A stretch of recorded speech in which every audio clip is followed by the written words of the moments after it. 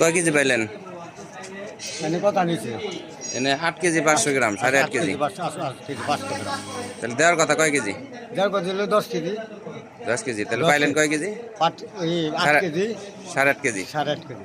ও, তাহলে এই যে এইভাবে যে প্রতারণা করতেছে, এটা কি ঠিক করতেছে? না, এটা ঠিক করতেছে না তো।